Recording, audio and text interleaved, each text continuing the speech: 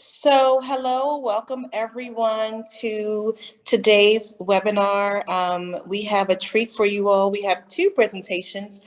The first being that by Kyle Hunt, who is the recipient of this year's Seth Bonder Scholarship for Operations Research and Military Applications, followed by a presentation from the award-winning paper for the Koopman Prize. Of the three authors, we have Omkar Thakoor, who will be presenting today. So I want to welcome them and welcome all of you for joining. And next, I want to kind of give a little bit of an overview of where Informs are, just so most of you should be familiar. You can follow the Informs Military and Security Society on YouTube, as well as our Twitter pages, our LinkedIn, and on Facebook using the handles there displayed. So thank you for all of our current members, and thank you for any new and potentially future members. So I wanted to do a quick brief intro just because of time. We have President of the MAS is online, Dr. Brian Lundy is here today with us. If you want to share, just to say hello in a couple of words. Thank you, Alicia. I just want to thank those who have made it, and I know we'll have more people come in and attend, and reserve the time for the speakers who we're very grateful to honor and grateful to listen to. Thank you. Thank you. And I will mention that Sean Dehaney is also online. Sean, I won't ask you to part words, but I'll save you for the end if you don't mind. So thank you.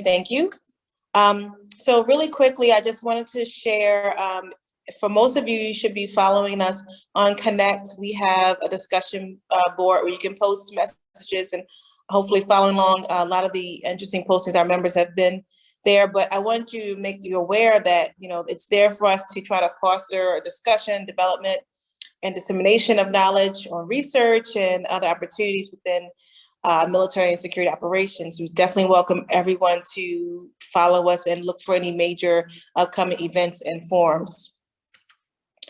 Some of the benefits here of joining MAS are listed. Again, we're really fostering a professional network and encourage everyone to join to increase their domain knowledge. So, and with that, I'm going to leap right into the Seth Bonder Scholarship recipient. Here is just a description of what this particular scholarship is intended to do. It's awarded to a PhD student, and is specifically in the operations research and military security applications area. And so with that, I will introduce our scholarship winner, Kyle Hunt from University of Buffalo, who will be presenting for us models for technology adoption and information disclosure in Homeland Security. And with that, I will introduce Kyle. And Kyle, I'll have your slides if you'd like me to drive, or you are welcome to share. Awesome, that's fine. Yeah, you're totally, you can totally drive. I'll just say next slide if that's okay. It sounds a little rude, but saying next slide every 2 or 3 minutes. But yeah, if that works with you, that's totally fine with me. So thank you everybody for having me today. I really appreciate it. And to start off this presentation, I just wanted to make some quick acknowledgements. Traditionally, I would do this at the end of a presentation, but given the context of this talk today, I just wanted to start off with this. So I wanted to acknowledge my collaborators on this specific work that I'm presenting today. This work is basically actually my dissertation work. So we'll see 3 papers, 2 of which are published, 1 of which is under development right now, and it's some future work that will hopefully wrap up my dissertation. My dissertation is advised by Dr. Jun Wang here at the University of Buffalo. My main PhD advisor, and also just a very close confidant for me in all facets of life. Another collaborator in this work is Puneet Agarwal, a recent PhD graduate from our lab here at UB. He's now an assistant professor at Cal Poly. He's played a huge role in the first 2 papers that I will present today, especially methodologically. And then Dr. Brendan Bellendorf and Gary Ackerman, who are collaborators at the University of Albany. They are social scientists who have really actually motivated the ideas that I will be presenting today. It is because of them that the research which we have conducted in the operations research side of this project really came to light. We had the game theory and the attacker defender game theory side of this kind of from historical research that Dr. Zhuang has done. And they kind of brought a very interesting question and contextual question to us. And we said, hey, we have the skills, let's apply them and see what we can do. So today, as I mentioned, we'll kind of see how those operational questions have kind of grown into more theoretical contributions in the OR domain. And then I quickly wanted to just acknowledge the financial support. So of course, the Seth Bonder Scholarship for Applied OR and Military and Security Applications. I really appreciate being selected this year, and I thank the awards committee and MAS and Informs in general for kind of fostering this opportunity for us doctoral students. As most of us may know, graduate school can be a financially tough situation, so to have any kind of extra support is awesome. And then I also wanted to acknowledge the NSF GRFP, which has funded my PhD starting in this most recent summer, and that will fund me for the rest of my time here at UB. And then DHS also funded this research through the CAOE, Center for Accelerating Operational Efficiency. So this award through DHS continues to support our colleagues, and also supported me for my first year on this project. So I just wanted to make those acknowledgements before getting going here. Thanks a lot. Next slide. Cool. So some quick motivation. Of course, this talk is on technology adoption and information disclosure. So we'll just start with a really, really quick motivation slide here. So in direct response to the 9/11 terrorist attacks on the Twin Towers and elsewhere, the U.S. Department of Homeland Security began operations. One of the sub-agencies under DHS is, of course, TSA. TSA is responsible for ensuring a safe aviation experience within the U.S. This talk today will focus a lot on airport security, just because that was the kind of contextual and operational domain of interest when this project started. But the models are, of course, applicable elsewhere in the defense and security domains. And why game theory? So we'll see a lot of game theory in actually, all the models are have some kind of game theory involved. And why game theory? Because game theory is a great technique to study the adaptive nature of adversaries, especially when we're looking at how they may respond to government intervention or government deployments or anything like this. So game theory has proven to be an awesome technique and tool to use to study kind of strategic relationships between defenders and attackers.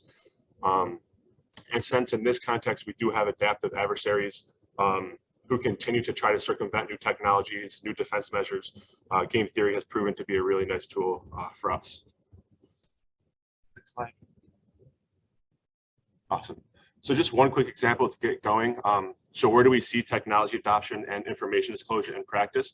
As I mentioned last slide, I'll stick to aviation security in today's examples. So on the right of the screen, we have an actual, I'll call it like a press release, but it's basically just a web page posted on TSA's website. So this is an actual way in which TSA released information about new technology and how they did so. So we can see that they adopted in 2018, they started rolling out CT scanners, computed tomography scanners. And on their website, they released information regarding what CT is, the technological advantages of CT, and also, which is very critical, where that technology is deployed. And we'll see in paper 3 why this can be a very interesting question to look at regarding how we should release information regarding targets, specific targets. So yeah, next slide. So what are some strategic considerations in practice when we consider different ways of disclosing information? So here I'll stick to 2 ways we can disclose, which is just full disclosure or secrecy, which is where we don't release any information. So if we decide to disclose information regarding new technologies or any kind of new defensive investment, this may allow adversaries to adapt their attack strategies in order to circumvent those technologies or investments. Another way disclosure can kind of strategically be considered is if we decide to disclose, the presence of that new technology or investment could outright deter adversaries. So of course, if we are an aviation security agency and we say, hey, we have this new screening technology and it's 100% reliable, it will detect any bomb, any metal, anything that goes through it. Of course, this could outright deter an adversary from trying to attack. And then a couple of reasons why secrecy could be considered and what are the implications of that.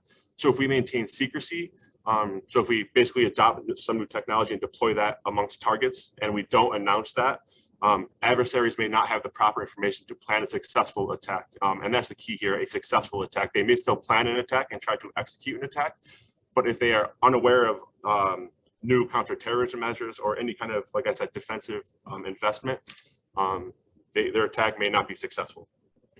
And then another consideration for maintaining secrecy, in this case, public aviation consumers or any kind of citizen in the country we're considering, if we're not just constraining ourselves to aviation security. Any kind of person may lose trust in the government if new technology or any kind of new investment is deployed without prior knowledge, right? So if we're going through an airport and we're stuck in line for 30 minutes because there's some new screening system at the checkpoint, of course we could get a little frustrated because that's delaying our travels, it's delaying our time to sit in the terminal and work or whatever we may be wanting to do.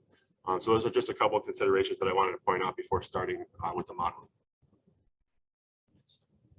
Awesome. So model one, and I just want to start by saying I will not go too deep into mathematics in today's talk. I'm just going to cover kind of like overall what we did in the modeling and some of the quick implications from the models. I would turn the audience to the publications for more insight and for more details on the modeling. But as I mentioned, attacker-defender games have historically been well suited to study strategic interactions between defenders and adversaries. So adversaries may be terrorists, they may be, of course, an opposing military agency, whatever the case may be. So in this first model, we study whether or not technology should be adopted, and then whether or not the information regarding that adoption decision should be disclosed. So we have a two-stage discrete action set for the government. And as I just mentioned, she can choose whether or not to adopt technology, and then whether or not to disclose that adoption to the public. And then the adversary can choose to attack or not. We'll relax this. So the adversary has a binary choice in this model. We'll relax that in model two. And we modeled disclosure as a sequential move subgame because this sequential move game gives us the disclosure we need, because in complete information sequential move games, it is assumed that the second mover has knowledge of what the first mover has done. So in this disclosure model, we consider the government as the first mover and the adversary is the second mover. Therefore, we have kind of that disclosure that we want to model. So the adversary knows that the technology has or has not been deployed. And then in the secrecy subgame, we simply just model a simultaneous move subgame because in simultaneous move games, it is assumed that both players do not know the other's decision when making their own. So if we have player A and B and we're in a simultaneous game, player A does not know the decision player B has made and vice versa. Therefore, we kind of have secrecy because the adversary does not know what the government has done. So this provides like a very simple, tractable modeling framework for paper one. Next slide. And just very quickly, I'll walk through the model because of course this is an OR-based forum and webinar, so modeling is definitely of interest. So as I mentioned, we have a two-stage discrete action set for the government. The sequence of these decisions as far as the strategy and solution space does not matter. It's just presented the way in which we see here, kind of for visual representation and ease of visual representation. So we first have the government selecting whether or not she will practice secrecy, and the government then selects whether or not to adopt technology. Like I said, that sequence doesn't matter. They can adopt and then decide information disclosure or vice versa. So that doesn't matter too much. And then the adversary decides to attack or not with complete knowledge of everything that's happened beforehand in this disclosure subgame. And then in the bottom quadrant here, we have the secrecy subgame where the adversary who chooses to attack or not does not know whether new technology has been adopted and implemented. And then of course we have some stochasticity here where the probability of a successful attack depends on the government's adoption measure. And then we just have the payoffs on the right-hand side here. Next slide. So as I mentioned, I won't go too deep into the mathematics, so I'll just hop right into the insights from the model itself. We found through this model and the subsequent analysis that disclosure is weakly preferred by the defender. So we never found cases in which the defender preferred to play in a game of secrecy. So she always preferred to disclose information regarding her defensive investments. This is there is some related literature that studies resource allocation. Of course, we're not focused on resource allocation. We're focused on whether or not to adopt some new measure. But these insights generally align with the resource allocation literature, which studies information disclosure. That literature, which studies incomplete information games and resource allocation, finds some cases in which secrecy or deception may be preferred, but those cases often do not align with realistic scenarios. So in our model, we find that disclosure is weakly preferred. And for the attacker, secrecy is weakly preferred. So the attacker never prefers to play a game of disclosure. These insights come back to this notion of what we call in the game theoretic community as first mover advantage. So the first mover in this game is the government, and she prefers to play in a game of disclosure because she kind of has more influence on the game if she plays in the game of disclosure. She can announce her strategies and kind of have more influence over what the adversary may or may not do. And there's some interesting cases. I'll kind of skip over those for the sake of conciseness in today's talk. Next slide. Awesome. So now I'll hop into Model 2. In Model 2, we look at something called contest success functions. I'll call them CSFs from here on out because that's kind of a mouthful to say. So what CSFs are is basically the probability of attack being successful. Other researchers in the domain may call this like vulnerability or something else.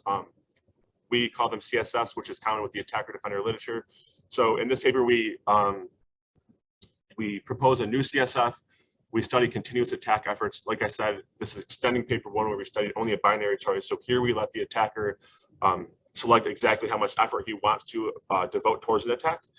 And just like in the first paper, we stick with a binary choice for the defender, whether or not to adopt, because of course, in reality, this kind of is a binary decision. We could consider like a multi-target case, but that would still be discrete, not continuous. And for the sake of this work, our subsequent analysis, we wanted just to focus on whether or not to adopt and not look at that multi-target environment yet. And then in this paper, we also study the risk preferences of the players and how those risk preferences may change the optimal solutions of our game. Next slide. Awesome. And then again, I'll present the extensive form model here. So one thing to note in this model, and this is directly motivated by our results from Model 1, we do not model secrecy, we only model full disclosure. And of course, that's just because of the theoretical results that were obtained in Model 1, where we found that secrecy was not preferred by the defender. So here we model disclosure only. So this is a sequential move game. The government moves first, makes a technology adoption decision. The adversary moves second and selects that continuous level of attack effort, which could be 0, meaning no attack. And then that new CSF is enforced here. So after both players move, that new CSF, which is an endogenous function in our game, so it depends directly on the decisions that are made, that is enforced. And then we have the payoffs, as I kind of presented in the first one too. So the last stage where we have the parentheses of the payoffs for both players. Awesome. And then some insights from this model. This is actually pretty, insight number 1, that first bullet point is pretty interesting, and we kind of highlight this in the paper too.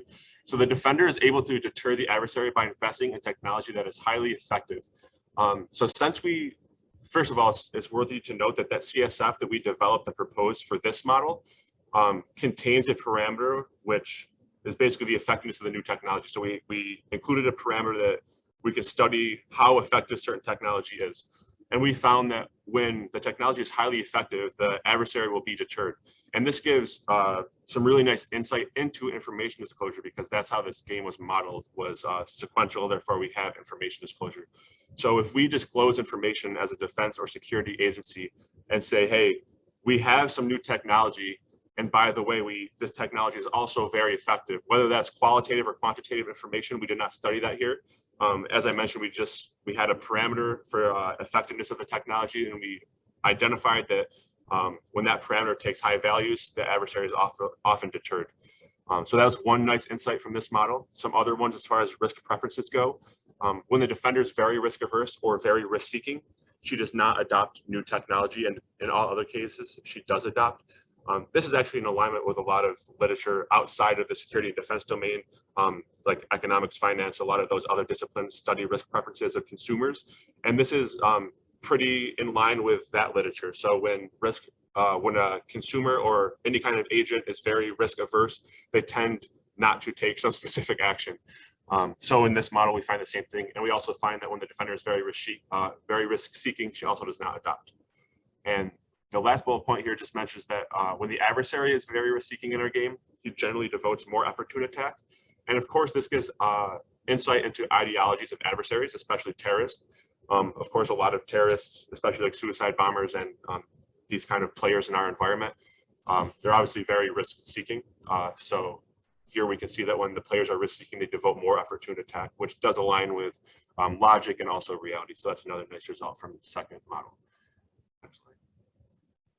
Awesome. And this is the current work, which I'm currently finding to be very, very interesting. So we're starting to formalize the model now and solve the model now. And the next steps are kind of developing an algorithm to solve a end target case. The smaller games like 2 or 3 targets will be mathematically tractable.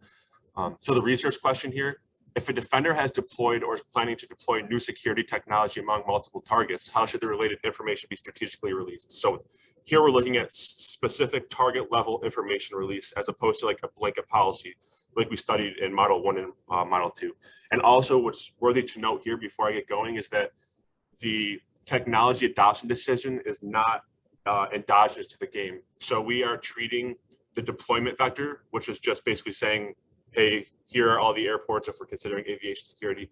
Here are all the airports in the nation, and we have deployed the new technology at this subset of those airports. So we kind of consider that deployment vector as an input to the game, which is very nice because it actually allows us to study any kind of deployment. Therefore, although the defender is not making this decision in the game, we can still study the strategic advantages of deploying at different places, which is pretty nice, a pretty nice way to model this problem. So the details on the defender, as I just mentioned, she may deploy new technology at any combination of targets. We call this the actual deployment, which is an input to the game, as previously mentioned. And also very important to note, this is private information for the defender. So the adversary does not know where this new technology has been deployed. Depending on the actual deployment, so that input vector, the defender can disclose truthful information, deceive, or keep secrets in our game. I provide an example on the next slide to go into this a little deeper. So for now, I'll kind of just leave it at that. And the details on the attacker in this game, the attacker's decision is which targets to attack. So he can choose to attack some subset, just one or none. And as I mentioned, the actual deployment is private information for the defender. So the adversary does not know this. He has some belief about this deployment posture, which is a direct function of the government's disclosure. So depending on how the government releases information, the adversary will kind of develop some belief or update some belief. Next slide. Awesome. So here's the example that I wanted to go over to kind of make this like very clear. So this is kind of the, I guess, like decision matrix is what we could call it. So the rows represent the input vectors, which are not decision variables. So this is, like I said, kind of the actual deployment, the input vector to the game. And then the columns, which is the information disclosure X, that is the decision variable. So that's what the government needs to decide on. So for instance, if we have actually deployed technology at target 1 and we say that it's at target 1, so we disclose target 1, we would have a scenario of full disclosure. So we're being completely honest. We could have it actually deployed at target 1 and announce that it's deployed at target 2. Of course, this would be full deception, basically like a case of disinformation, which in terms of real deployment, this of course may not be a plausible strategy for especially a government agency, given that it may cause some sincere pushback if that disinformation was, brought to light. But it's definitely worth considering the what-if scenarios, and that's what this model does. It considers all of the what-if scenarios. And then if it's deployed actually at target 1, we could say it's at target 1 and target 2, which is partial deception because it actually is at target 1, but it's not at target 2. So we can kind of see how, depending on where the technology actually is, we have a huge kind of say over and influence over how we make the adversaries think the deployment posture is in reality. So, and then there's also this last case of no target level information. So we assume in this game that the defender is always releasing information about the technology, but that could just be, hello, fellow Americans, we have purchased new technology and deployed that at airports, but they give no target level information. So no one knows what airports that is deployed at. So that's what we mean by no target level info. For this game, we always assume that some information is released, and this is definitely in alignment with reality, as we can see from many press releases by agencies such as TSA and Border Patrol. They often release new technology deployments. And as I mentioned, yep, no, totally fine, we can stay here. So the next steps are comparing the results from human subject experiments to the attacker defender models. I did not cover this much in this presentation because the human subject experiments come from our collaborators at UAlbany, who I mentioned to start this presentation off. So they have run pretty unique and pretty, in my opinion, pretty sweet experiments where they study some defender inject. So they'll put human subject in basically a simulation and say, you're acting as an adversary, and those participants will receive some inject, basically, which means they will receive some defensive decision. So for instance, in the third game, if we think about that, they would receive information that says, hey, the technology has been deployed at these airports. And then the adversaries can kind of make decisions about how they adjust their attack plans. And the experiments are very granular too. So to start the experiments, the adversaries have some plan already in place. So that consists of basically how they're going to circumvent technology, what kind of weapons they're going to try to smuggle through the security checkpoints. So we can analyze, we have another model too, where we can analyze how those like granular decisions will also update in the game. So yeah, the next step, the final step of this project at least, is to kind of compare the game models to the human subject experiments and start a validation process. And then also, we do not expect our preliminary game models here, like our pure game theoretic models, to align perfectly with those human subject experiments. So the next step would, of course, be to extend those models, considering something like maybe bounded rationality, risk preferences, or a lot of other behavioral modeling techniques. There's a nice bit of literature in this domain, actually, especially from Milind Tambe and his team when he was at USC.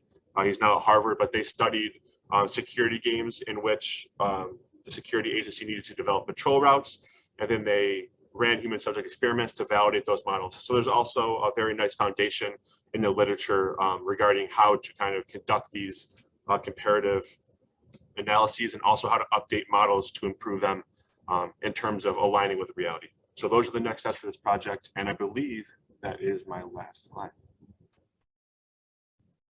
Yeah, these are just the references. If anyone has specific questions, feel free to send me an email. I'd be happy to point you in the right direction, or share my thoughts, or just hear your thoughts. So if anyone wants to reach out, feel free. My email is on the next slide. Awesome. Thank you so much, everybody, for listening, and I appreciate your time. All right, thank you so much, Kyle, for that interesting presentation. I wanted to open up the floor for anyone who had questions. Please feel free to state your question now, or you can use the chat window or Q&A if you prefer, and we can read them for you. So I'll wait to see.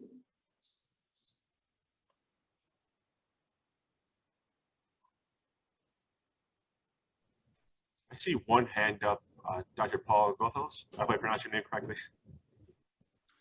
That was pretty good. Can you hear me okay, Kyle? Yep, for sure. Yep. So just want to say up front, thank you, for the presentation. Extremely interesting, and applications across, multiple areas, within gaming and things like that. It was interesting kind of, when you talked about your first model and the extensions into your, what you're going into the future with incorporating kind of the partial or full deception. In deciding, what constitutes partial deception versus full deception, it looked like, in that second last slide, you were kind of talking about whether information was given on target 1, full deception, whether information was given on target 2, full deception, meaning nothing was given, and then nothing given on target 1 and 2, full deception. Can you explain kind of that spectrum? I kind of think, in terms of, if it's just going to be, you're not going to provide me anything on target 1, then in terms of the whole picture, maybe it's still partial.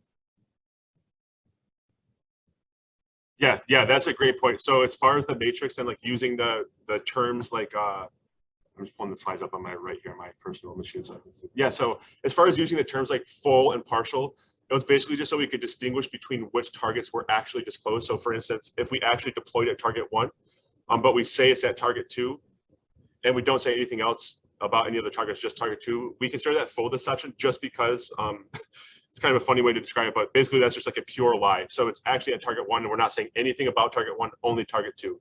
But in the partial deception case, which I should say like quotes are on it because it's kind of just like you mentioned, it's kind of just like a term that we've coined temporarily. So if it's actually at target 1, but we say it's at target 1 and 2, we are telling the truth about it being at target 1. But again, we're like kind of lying or deceiving about target 2. So that's why we call it partial deception. But as you pointed out, like it's like deception is deception in that case. So very interesting. Thank you. Yeah, absolutely. Thank you for your feedback too. I appreciate it.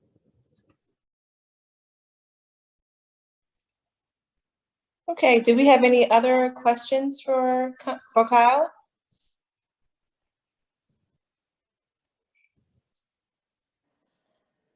Okay, I'm just checking the chat in case I missed one.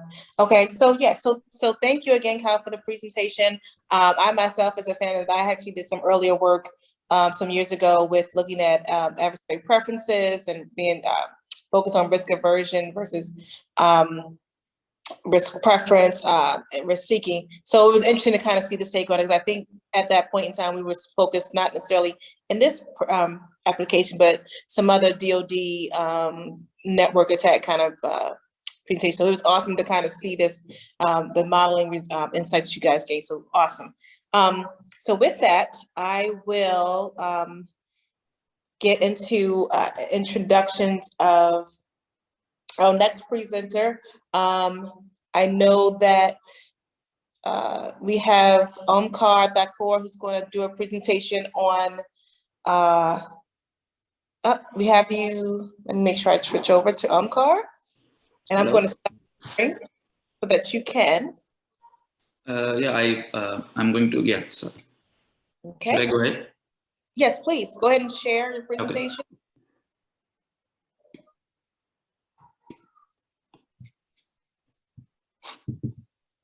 Awesome.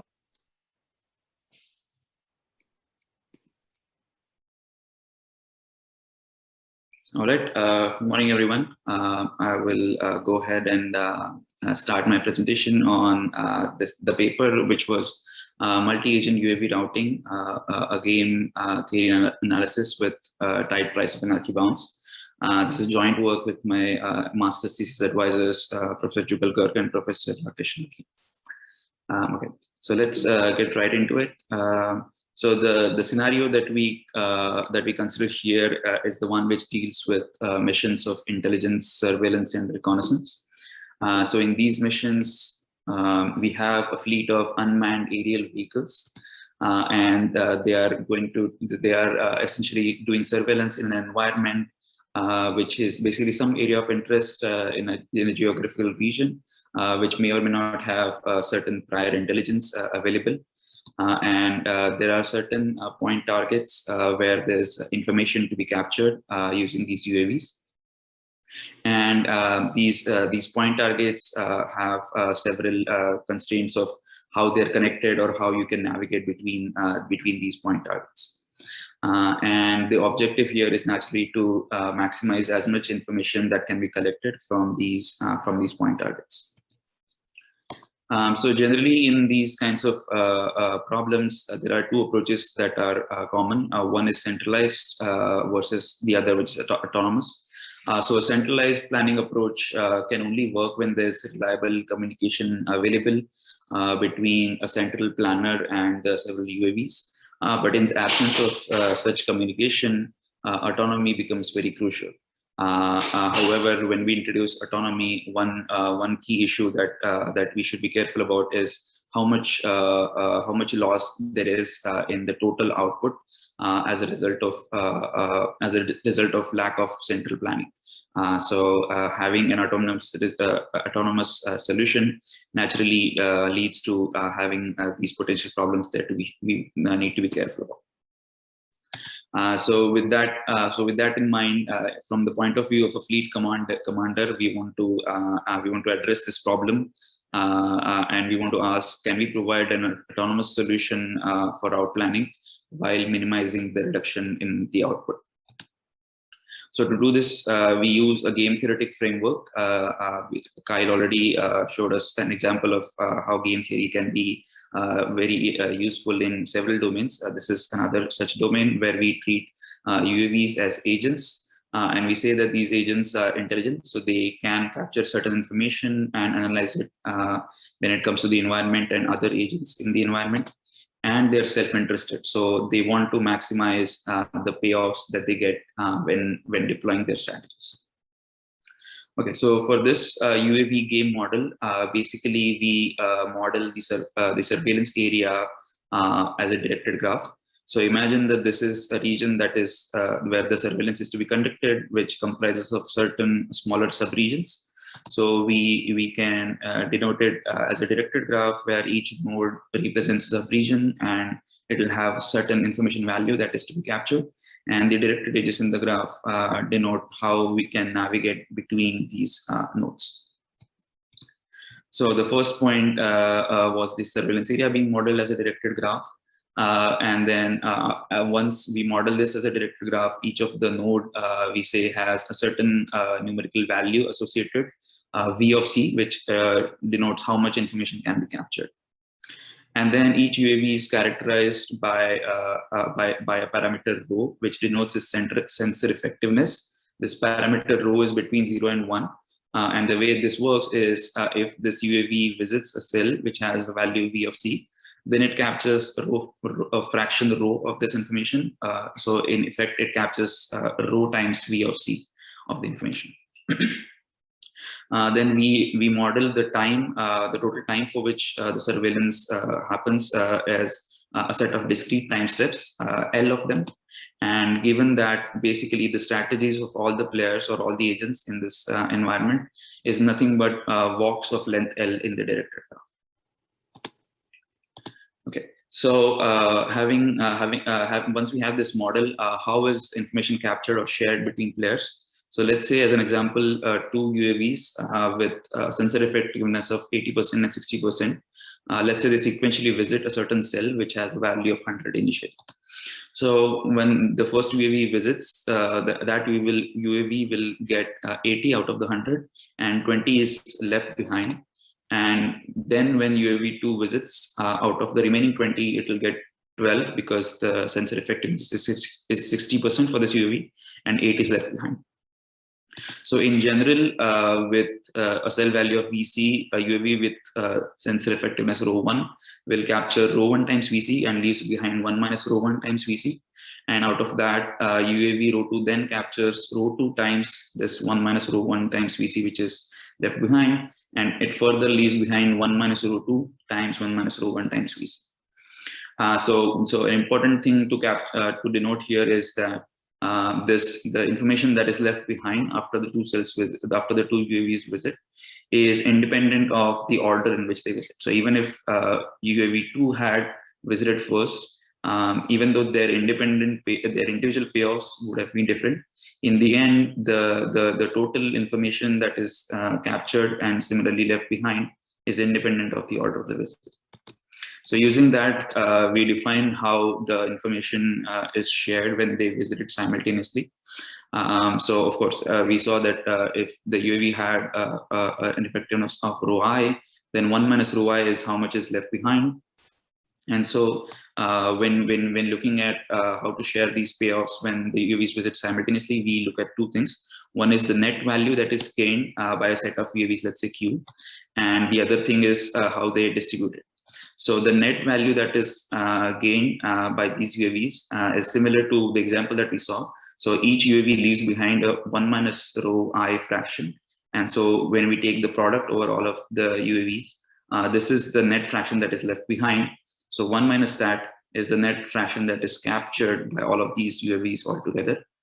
And out of this net payoff of these UAVs, we say because they visit simultaneously, we want to have a fair way of sharing the payoff. And so we say they basically each get a fraction proportional to their sensor effectiveness. So this, in the end, is the payoff that a UAV gets when there are multiple UAVs visiting the same cell.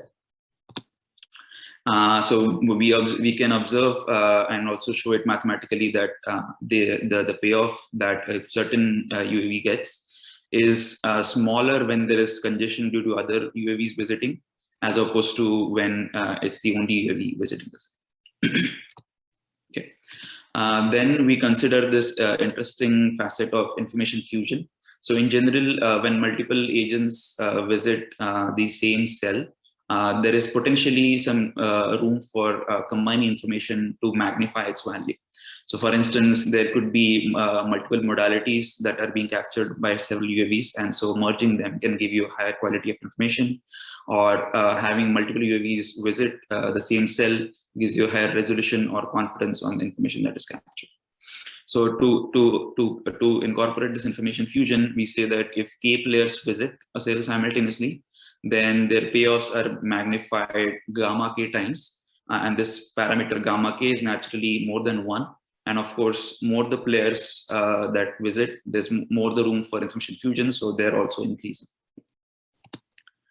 And so with fusion, now the payoffs for a set of players Q visiting simultaneously can be shown as this. So note that this was the payoff when there was no fusion. And now since these many players are visiting simultaneously, their payoffs are magnified by this factor. So if a set of players who visit simultaneously, then a particular UAV with sensor effectiveness rho I gets this much payoff. So then based on how strong the information fusion is, we consider two interesting scenarios. One is the one with mild fusion.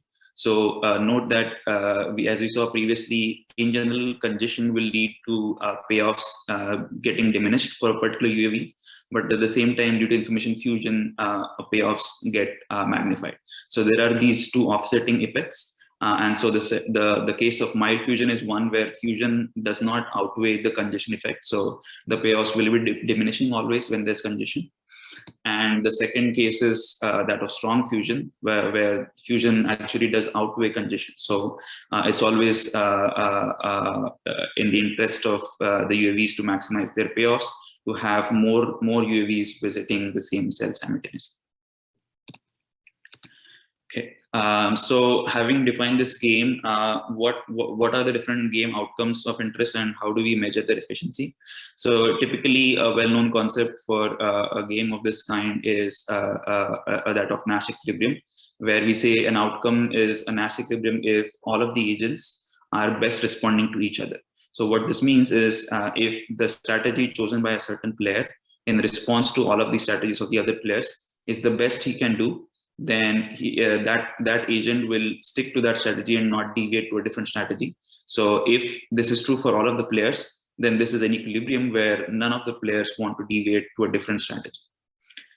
And in particular, there could be several Nash equilibria where the players are randomizing between their possible actions. So pure Nash equilibria is one where there is no randomization. So each player picks a particular strategy.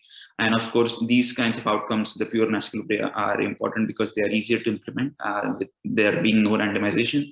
And the issue with the pure Nash equilibria is that they are not guaranteed to exist, even though a general Nash equilibrium is always known to exist. For example, in a rock, paper, scissor game where each player chooses either rock, paper, or scissor, there is no set of actions which is beneficial for both. If one chooses rock, the other chooses paper. The person choosing paper, for example, is winning. So the person who is choosing rock would want to deviate to scissor, right? So given any pair of actions, one player will always want to deviate. So this is an example where pure Nash equilibrium does not exist. So an important question would be whether it exists and when it exists for our game. Then we define the efficiency of any outcome using the notion of social welfare. So social welfare is simply the total utility of all of the agents. So if in general, the goal is to maximize the total information in these scenarios. So we want to compute we want to compute the extent to which we can maximize social welfare using an outcome such as pure natural equilibrium. In general, out of the many natural equilibriums that are possible, it's possible that none of them actually maximize the social welfare. So the quality of the natural equilibrium in this regard is measured with two measures. One is called the price of anarchy, which is the ratio of the optimal social welfare to that of the social welfare for the worst natural equilibrium. So like I mentioned, there could be multiple natural equilibria. Out of them, we consider the one which is the worst. And so the ratio of these is denoted by, is called the price of anarchy.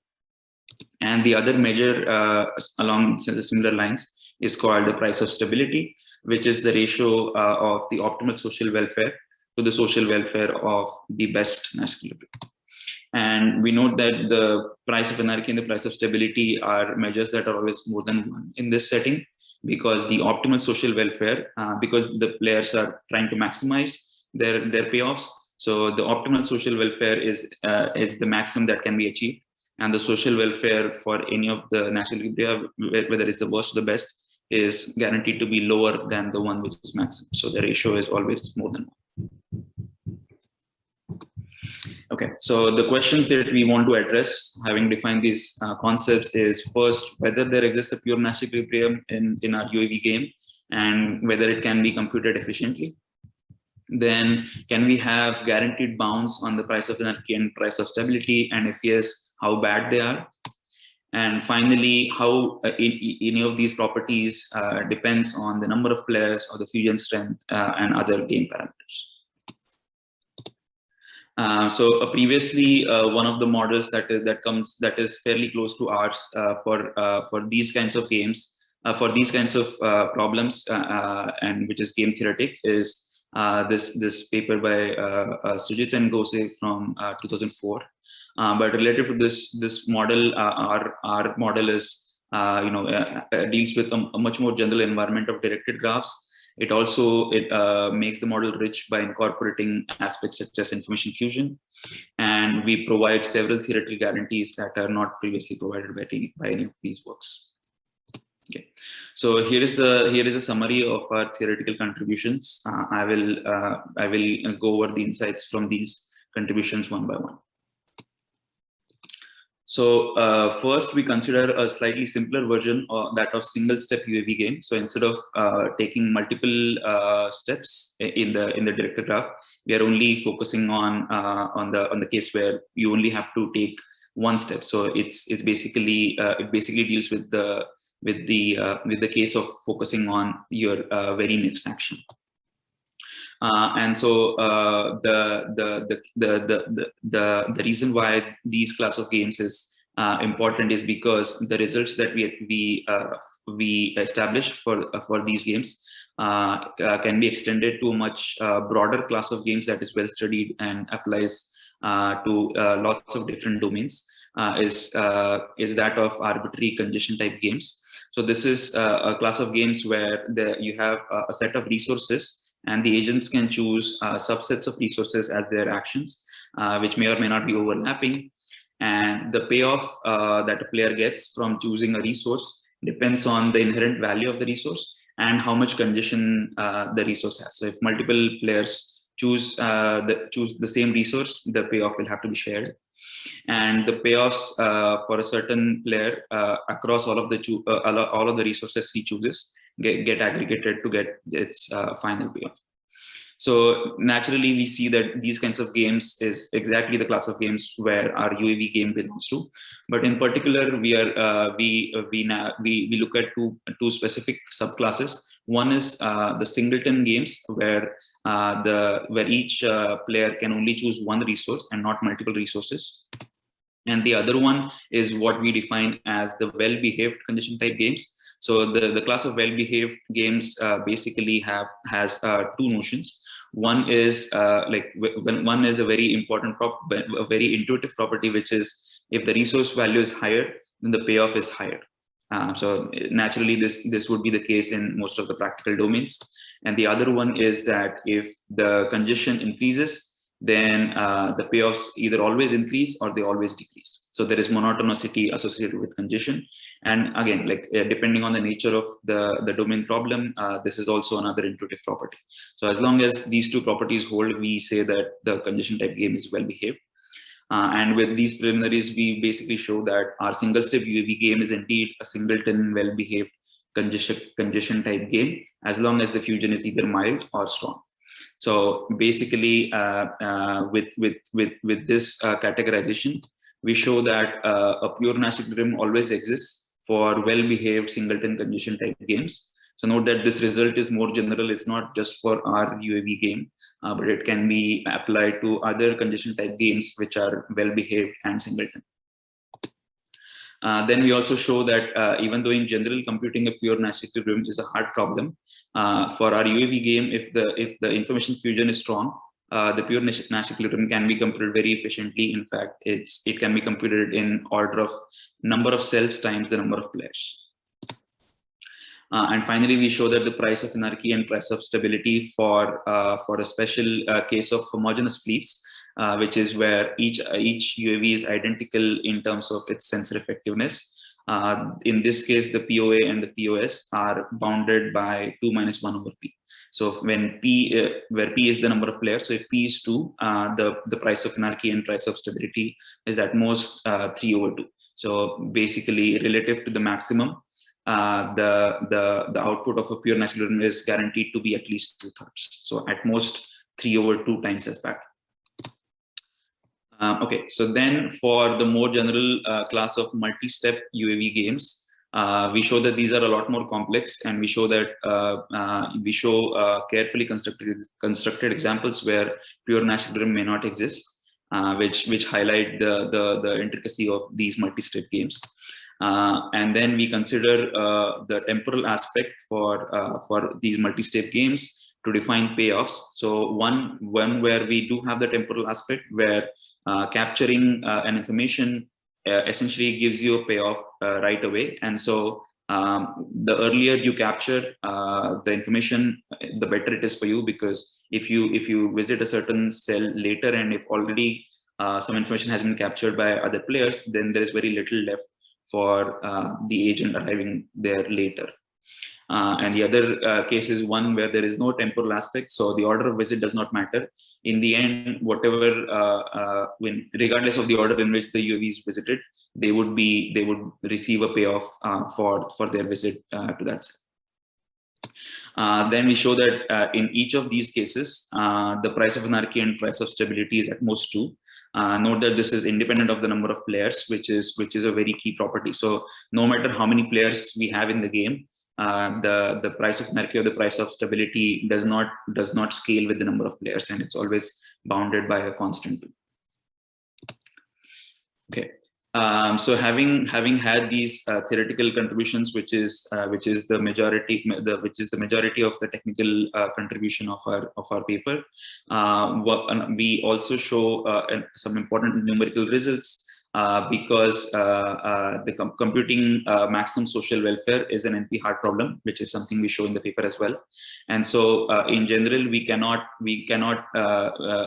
having just the theoretical guarantees may not be enough. We are also interested in how well the output scales in practice as well. So we basically simulate certain policies, one based on Nash equilibria, and the other based on certain benchmarks, which I'll explain in a moment. And then we simulate these over certain scenarios, which consists of grids with possible information peaks. So as an example, let's consider these 3 scenarios with 0, 1, and 2 peaks. So in the first one, when we say there is no peak, what we mean is the information in each cell is just randomly chosen. Whereas if we look at this grid in the middle, the information value in each cell is chosen in a way that it decreases the further away we move from a certain peak.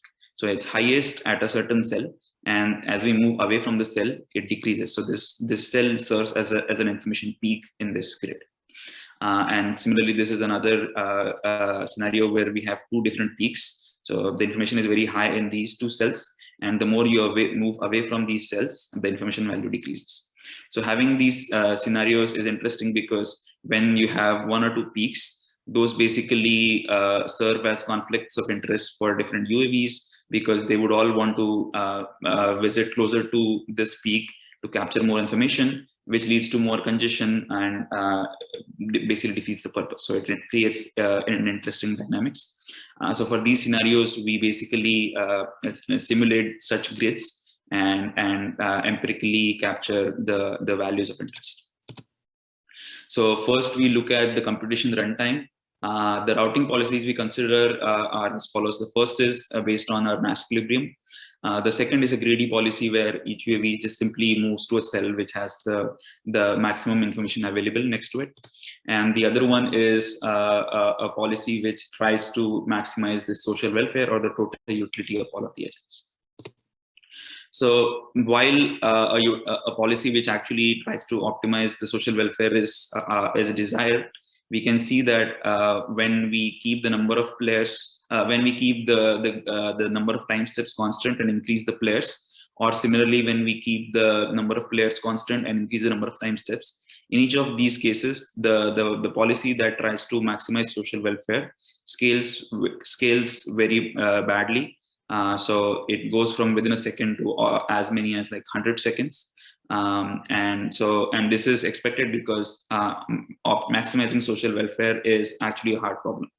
So we see that relative to the social welfare policy, or the greedy, which is a very simple policy, and the Nash based policy, they both scale very well, and they are much lower in comparison to the one which maximizes social welfare. And then finally, for larger games where we have many time steps where Nash or the social welfare policy cannot be computed directly for the whole game, we consider smaller horizons and deploy the NE based and social welfare maximizing policies for each of the horizons. And then we say that, and then we try to compute the ratio of the outputs for these two over 1,000 simulations, and we look at the minimum, average, and the maximum empirical POA thus achieved.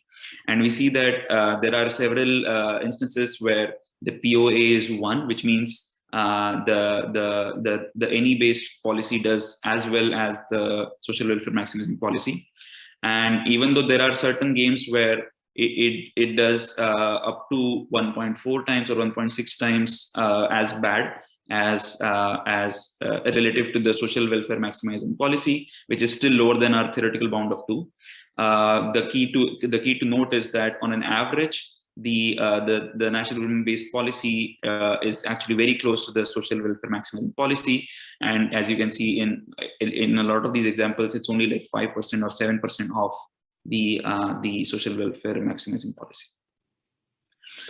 So to sum up the paper and the talk, basically our first contribution is the model itself, which is the game theoretic model, which can handle a lot of depth in terms of the different facets that pertain to these problems, such as the generality of having directed graphs as the environment and the facet of information fusion.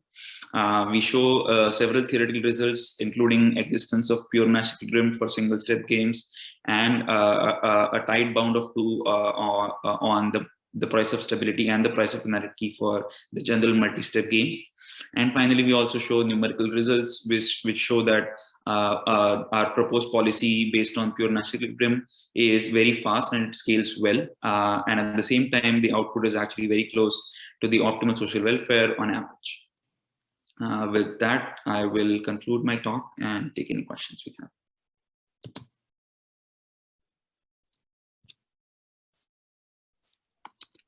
So thank you so much, Omkar, for that wonderful presentation. I will ask, I'll open up the floor right now for any questions that anyone from the audience has, anyone from the panel audience has on his presentation.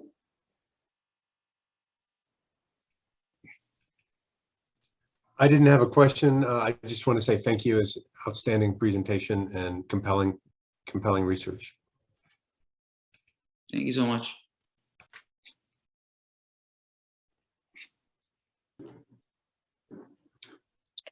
Okay, and I actually had one quick question. I just wanted to confirm, Omkar, thank you very much for that presentation. Very, Absolutely. very well done. The idea from a modeling perspective with the UAVs that are competing, you know, where it's not simultaneous, right? Where one UAV might achieve getting to a target before another UAV. Mhm. And then, you know, based upon that, some type of sharing, or there's a diminished score gained by that second UAV. And so there's this idea that the UAVs that get there first get a higher payoff. Mhm. Is the idea behind that is that from a modeling perspective, you know, it's because that UAV is getting the intelligence first before the other one? Is that kind of the idea of how that works out? Right. So I guess you could say, like, from a practical standpoint, there could be cases. So basically, we essentially we deal with both of these models because to practitioners, one could be interesting over the other depending on what the actual domain is. And so, like you said, yes, exactly. So the reason to model this idea of reaching early being better is that you can imagine that the UAVs could be reporting this information to the central planner or like some sort of central authority as and when they get it. So if a certain UAV has already sent information on a certain target, and then another UAV visits it, like at that point, visiting that cell is of less value. So the additional gain that can be achieved from visiting that cell is already diminished, and so the order becomes important. Okay. Yeah. Thank you very much. That was my only question. Thank you. Yeah, and Paul, if I could just briefly add to that question, I think the UAVs have the same initial, VC map, but they might be positioned at different places. So it might be more effective for a closer UAV to go and pick up that information before someone else comes from a longer distance. So I think that is, while information is available to everybody, but the second UAV is smart enough to know that the first UAV would have picked it up as well. So in the two-peak situation, for example, there is a deconflicting of UAVs. They might want to actually go and pick up their respective peaks. And so there are interesting things that will end up happening. But thank you for the question. Really appreciate it. Thank you.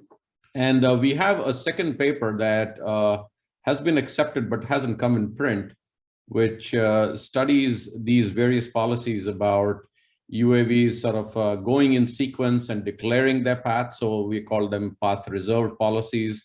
So they declare the path, and then the other UAVs have to sort of fit in after that, and so on. So that paper, again, with Professor Jugal Garg here, has been done with another student, Tim Murray. And if that's of interest, we should share that with the community as well. Thank you.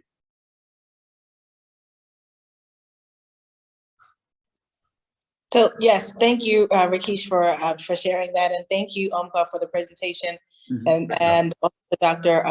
Jugal Garg is also on the line. Thank you so much for being here to be present. So we do appreciate both presenters on today's topics. So that concludes the presentation. And I wanted to turn it over briefly to President-elect Sean Doheny to say a few words before we close out the webinar.